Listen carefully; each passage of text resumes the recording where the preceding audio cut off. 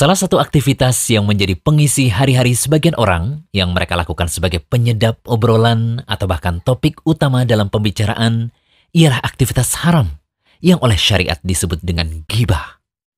Ghibah adalah menggunjing, membicarakan aib seseorang di belakang orang tersebut. Adapun dosa ghibah dijelaskan dalam firman Allah Ta'ala. Hai orang-orang yang beriman, jauhilah kebanyakan prasangka, karena sebagian dari prasangka itu dosa. Dan janganlah mencari-cari keburukan orang. Jangan pula menggunjing satu sama lain. Adakah seorang di antara kamu yang suka memakan daging saudaranya yang sudah mati? Maka tentulah kamu merasa jijik kepadanya. Dan bertakwalah kepada Allah.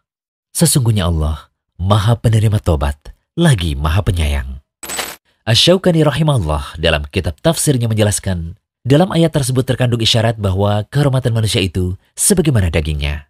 Jika daging manusia saja diharamkan untuk dimakan, begitu pula dengan kehormatannya, dilarang untuk dilanggar. Ayat ini menjelaskan agar seseorang menjauhi perbuatan ghibah. Ayat ini juga menjelaskan bahwa ghibah adalah perbuatan yang teramat jelek. Begitu tercelanya pula orang yang melakukan ghibah. Dari Abu Hurairah, ia berkata, Rasulullah SAW pernah bertanya, tahukah kamu apa itu ghibah? Para sahabat menjawab, Allah dan Rasulnya lebih tahu.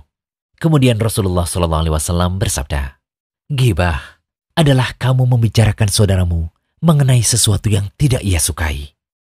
Seseorang bertanya, wahai Rasulullah, bagaimanakah menurut engkau apabila orang yang saya bicarakan itu memang sesuai dengan yang saya ucapkan?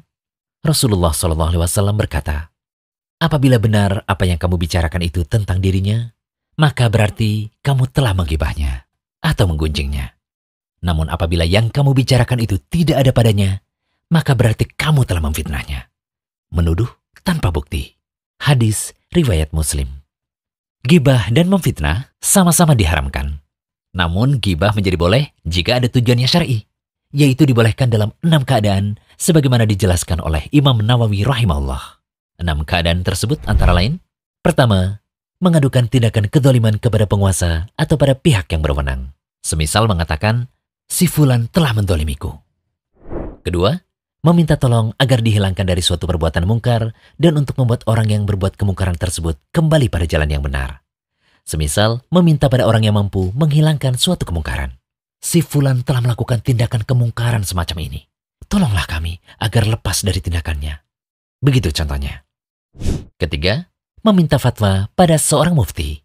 Seperti seseorang yang bertanya, saudara kandungku telah mendolimiku demikian dan demikian. Bagaimana caranya agar aku lepas dari kezaliman yang ia lakukan? Kira-kira begitu. Keempat, mengingatkan kaum muslimin terhadap suatu kejelekan seperti mengungkap jeleknya hafalan seorang perawi hadis.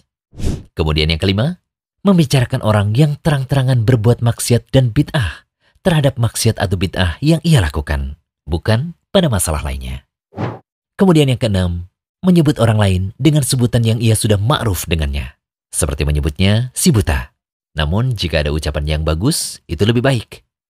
Jika kita perhatikan apa yang dimaksud oleh Imam Nawawi pada poin-poin yang kami sebutkan tadi, maka ghibah masih dibolehkan jika ada maslahat dan ada kebutuhan.